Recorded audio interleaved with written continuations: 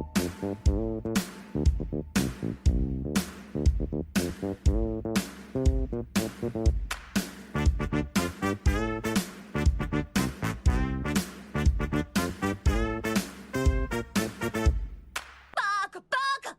everyone, welcome to the Weeb initiative. I'm your host, the Weeb. This is the show where every other week I'll be talking about anime, manga, and everything in between. This week we'll be talking about a cult classic, Gunslinger Girl. So before I even start, disclaimers. Spoiler alert, I will talk pretty briefly about the story. I will not spoil too much because this is one of those stories that the journey is better than the ending. But even then, spoiler alert nonetheless. So first off, also, housekeeping, join the Discord. That's it. So why did I read Gunslinger Girl? What is Gunslinger Girl even? So Gunslinger Girl is a manga series written by Yu Aida. The original run of the manga was May 2002 to September 2012. It has 15 volumes. I think it has 100 chapters. Chapters are 20 pages long. And it had an anime, 2 seasons. The first one from October 2003 to February 2004. And the second season was January 2008 to April 2008. And one game for the PS2 on April 2004. I will not be talking about neither the game nor the anime. I just read the manga and just that. So I want to talk a bit about the author, just a little tidbit, right? So about the story. First, the manga is set in Italy for the whole thing, and it's really just Italy. They don't even mention Japan once in the whole story, and this is a interesting thing, I think, because Yu Aida also worked as designer, from what I could find, of Eroge, Bittersweet Fools, that also has a similar setting to Gunslinger Girls, which involves assassins and in Italy also. So interesting tidbit, I think. Just wanted to say that. From her resume on Wikipedia, she's currently working in the serialization of her new manga, from what I gather, from August 2014, 15, 18. That's Ichigo Ichihachi. Yes. So anyways, that's about the author. The manga was published from 2002 to 2012. So why did I read it? What is it about? And this is the thing, right? I have to tell a bit of backstory to why did I even find this. So one of my favorite anime of all time, and manga for that reason, the manga is even better than the anime in some parts, is High School of the Dead. And High School of the Dead has 3 things going for it. First one, it's a good as ecchi. No competition there. Second thing, it has one of the best, if not the best, waifu ever written, Saya Takagi. No discussion there either. And the third thing is the one thing that nobody really cares but me. That is, it is so good in portraying guns. Shoji Sato and Daisuke Sato really took their time to really research and represent guns really well in the manga, at the very least. If you even read nowadays, you see it's one of the best representations, one of the best. They draw it so well, and also they have this whole thing where one of the characters is a gun nerd, so it's really nice, and that for me is a positive. So anyways, how did I find Gunslinger Girl? Gunslinger Girl was one of those whims that I just went into a site, just searched the tag like military or guns, I don't even remember right now, And then I saw the cover for the first volume and I went, oh, lollies and guns? This pretty much seems like a predecessor to Black Bullet. Let's go. Let's see what it's about. And I have to say, I was not ready for what I got. For the most part, yes. So about the story, the whole setting is so strange.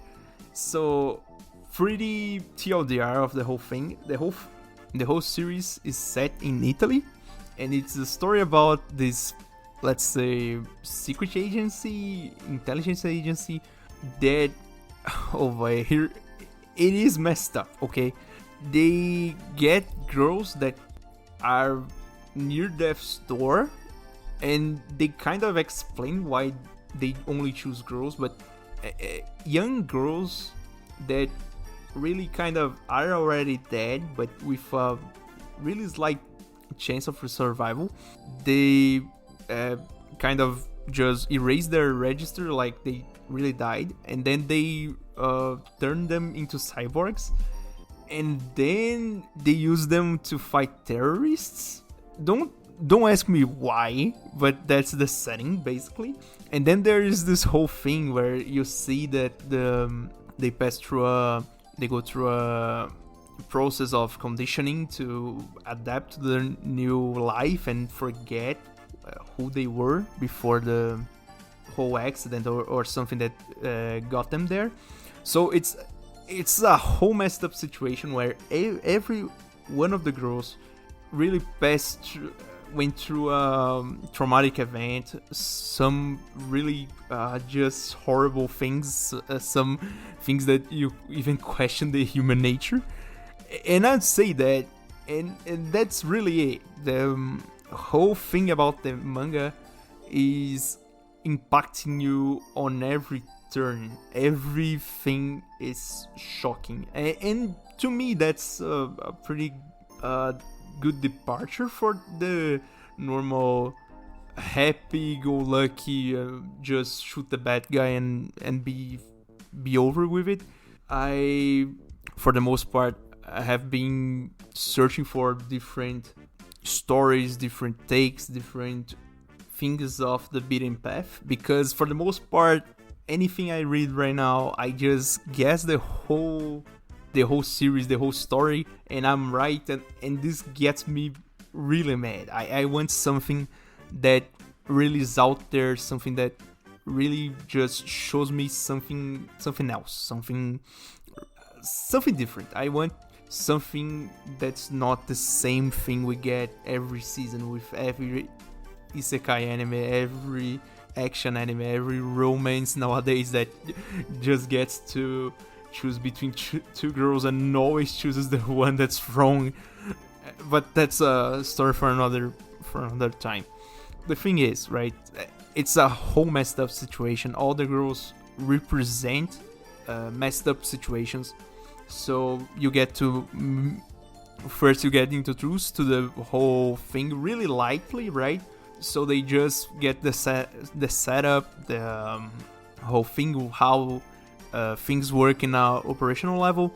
So there's this agency, the social welfare agency, that's the cover-up, and they have guys who are the handlers for the girls, right?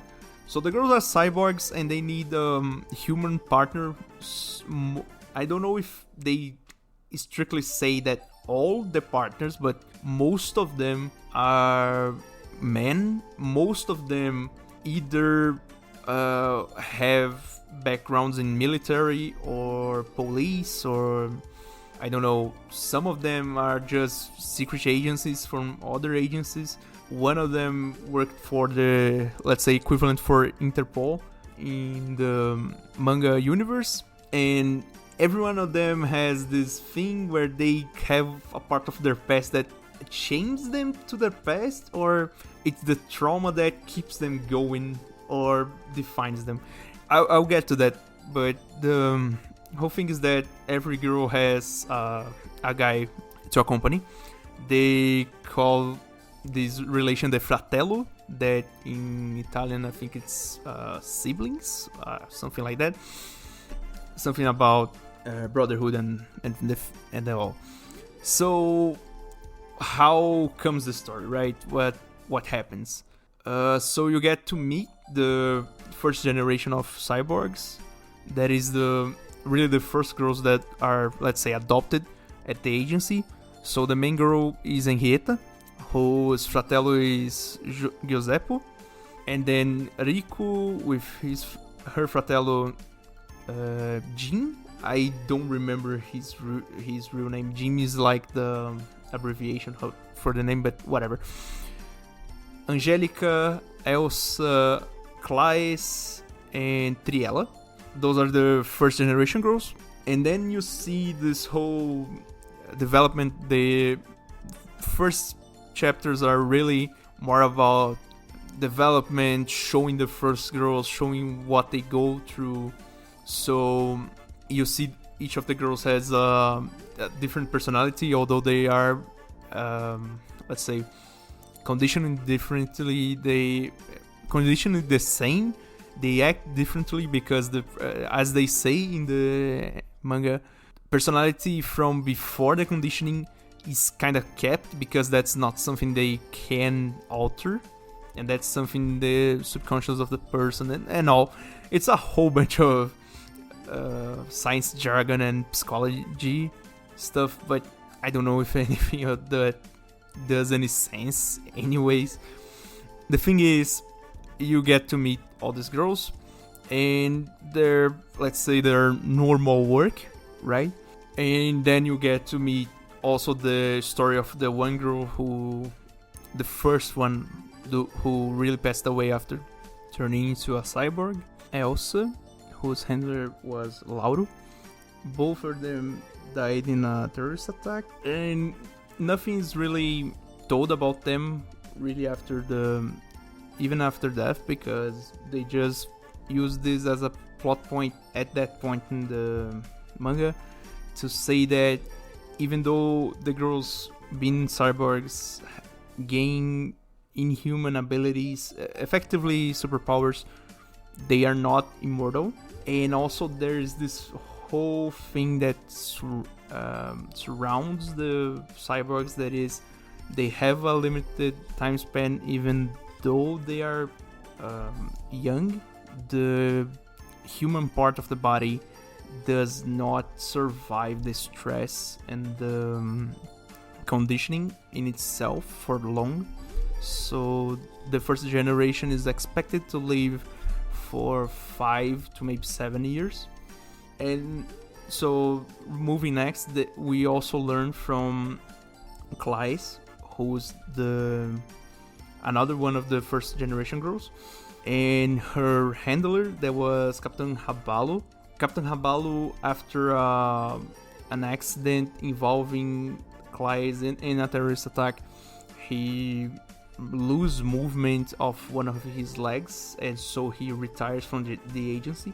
And that's to say that not all the let's say the handlers are willing to continue fighting with so high a risk, so high a stressful job that puts yourself in the line of fire. So that's pretty much what I can say about the story. So what's the whole thing, right? The whole thing is that from that point on, after the introductions and all, we really start the overarching story for the whole manga. No fillers in this. So we go through, first off, what's the terrorist attack? If you need to create a secret agency to produce cyborgs to fight terrorists, what the heck's happening in Italy to demand that? So in this world, right, I am not Italian. I can already say that. I do not understand the stakes here.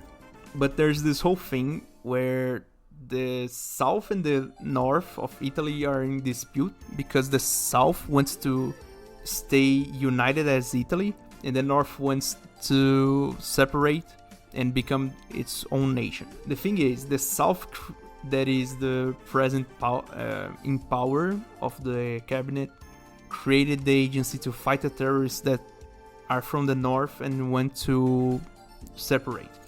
And the thing is, it's pretty shown, pretty fleshed out that the terrorists are serious. They really do try to show off at some points. The attempts are really something to what we would call, let's say, they mostly do bombings, and it's pretty serious, right? So the whole thing is that there's this terrorist organization and they have to dismantle it. Okay, so we start then following a lead from somewhere, and at this point, right, so we have who we have in the roster. We have Rico and Jean, we have Triella and Hillshire, her handler, and we have Henrietta and Giuseppe, and also Angelica and Marco. And we are shown this, let's say, this flow of them following these leads. So across Italy, they go from place to place, storming safe houses, finding people, killing a lot of people. A whole lot of the action scenes are pretty well drawn, pretty well made. And just as an add-on, right, you can see that from certain points, like the first, let's say 20 chapters are really one style of drawing, and from then on you can see they become a bit more softer, maybe something akin to coming more to the times, right? Just a side note, just to give the whole stitch of the manga in general. So we basically see this thing where they fight the terrorists, they find things, they eventually, you see the girls do get shot also. It's not so much of a one-sided fight. And then we see some parts where it's more focused on the terrorist side. You can see that, I think it's to humanize the enemy, because you see the two sides of the conflict. You see that everyone has their reasons to do what they do, and that everyone there has the reason that why they are doing what they're doing. And that's really the core thing about Gunslinger Girl to me, at the very least. I came in for the guns, stayed for the feels and the real messed up ending, but I will not spoil that. The thing is, right, we get to the point where we are presented to the traumas that go into the girls and into the handlers. So, for example, one of them, as a kid, is attacked by a home invader. One of them, it's really messed up. I don't want to minimize that, but their stories are really tragic. And it's a situation that you see in the news, right? You see these things happen in real life. It's not something strictly taken out of a book. It's not the author inventing this stuff. It's something that you see, you feel like, man, this is something that really happens. Kids getting messed up, this is something that really happens.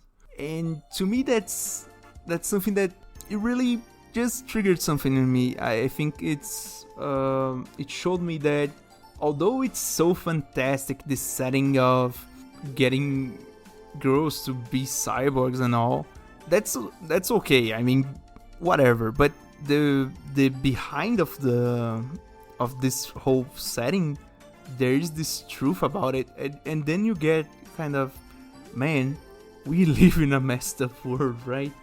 I mean, after 2020, what is not messed up about this world? Anyways, I'm getting sidetracked. The thing is, right, so we go through until, I think, chapter 50, I think. No. Maybe no. I'm messed up. Chapter 30, 31, whatever. We get to see that there is the second generation of cyborgs, and that's the part. First things first, right? The best girl comes in here, right?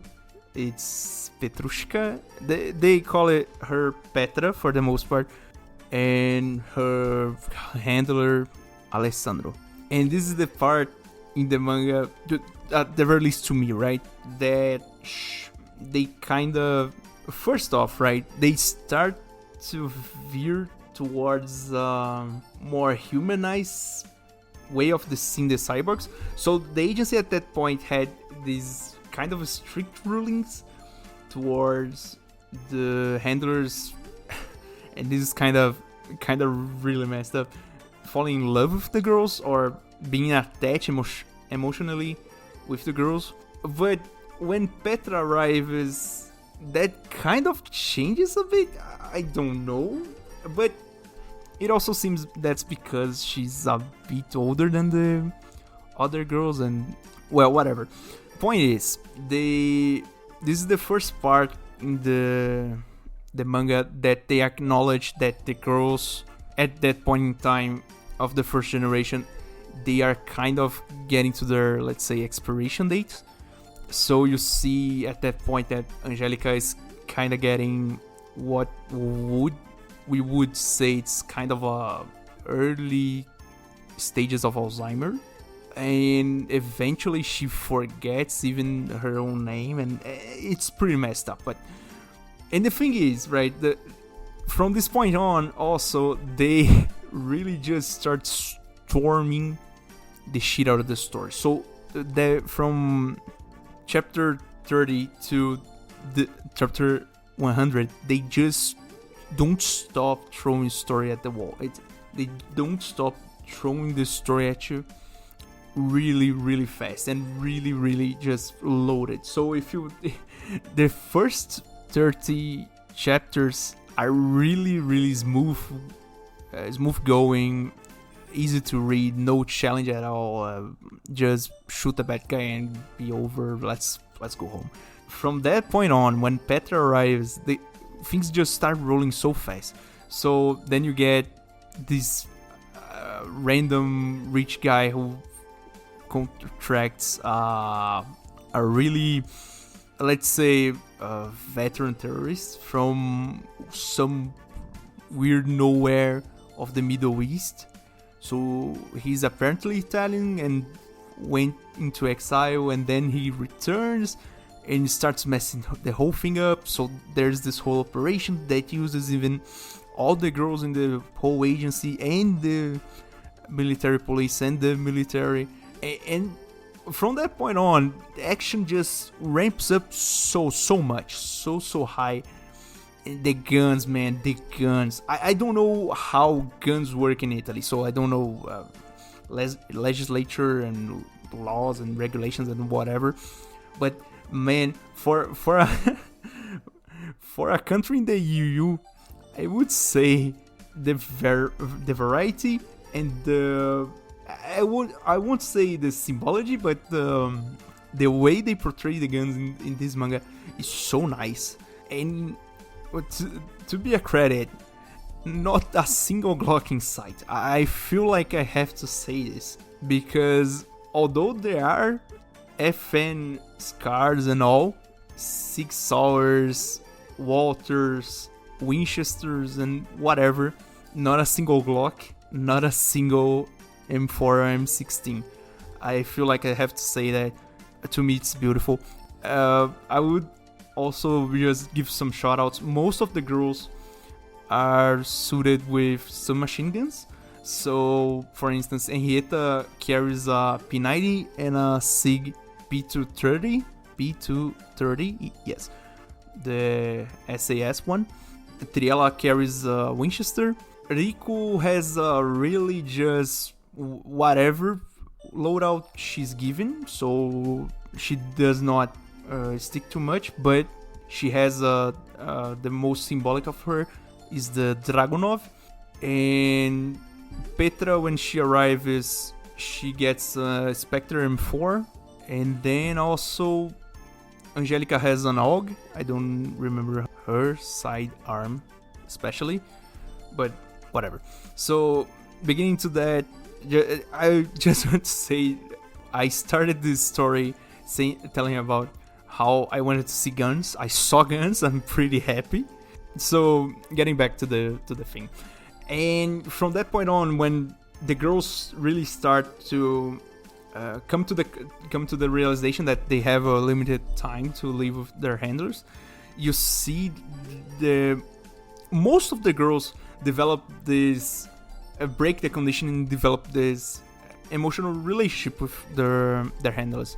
So for example, right, and then you see the counterweight, there is the traumas that the handlers carry.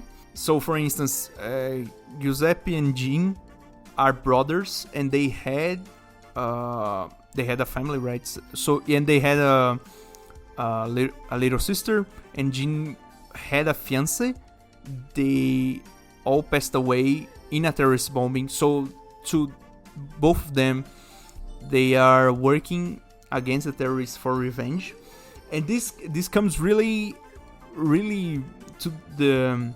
to show at the end, because you see then they, for the most part of the manga, they are really cool, mainly Jin, really cool, really calculating. At the end, he's just guns blazing, kicking doors down, and then you see also eventually that they are really kind to the cyborgs. They always, even during missions, they care about the cyborgs, and then you see they get really rough when the shit hits the fan, and that to me it's good writing. To me, it's really good writing. It's a really humane thing. You see as stress build up, people get erratic.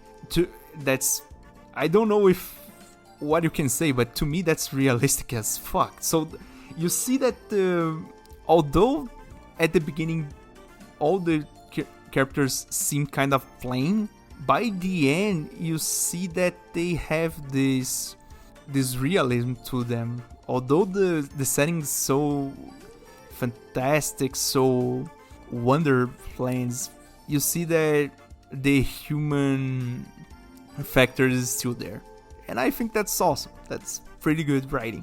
So, and then you get to see the traumas of all the handlers. Some handlers have traumas about love, some about revenge, some about just opportunities they had in life that they lost, people they lost, things that they couldn't do, and all. And that's, to me, really good, but also really challenging. Some of the stories were so heavy, or so really ticked me off so much that I had to stop for the day of reading, because I could not continue.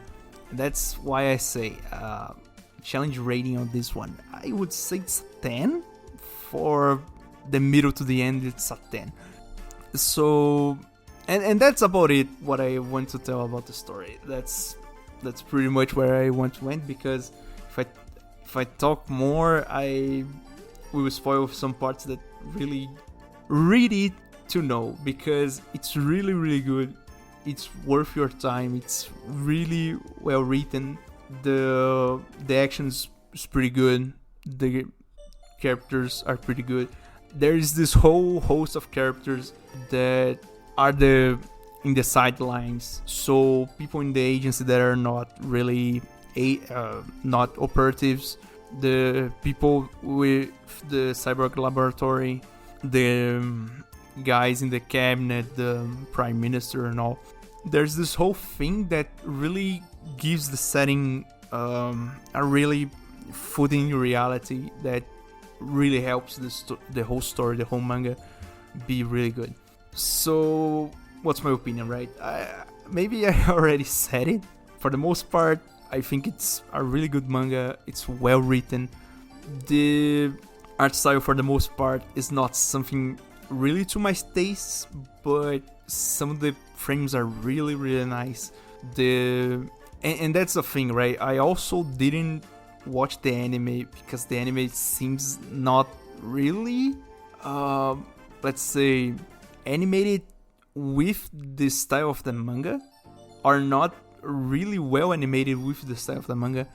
And to me, the anime also doesn't cover the parts that I liked about the manga. So, for reference, the anime, from what I gather, didn't even get to the part where Petra gets introduced. So to me, that's a no. I can skip that. But also, if you want to watch the anime, please do. I don't mind me. I just won't.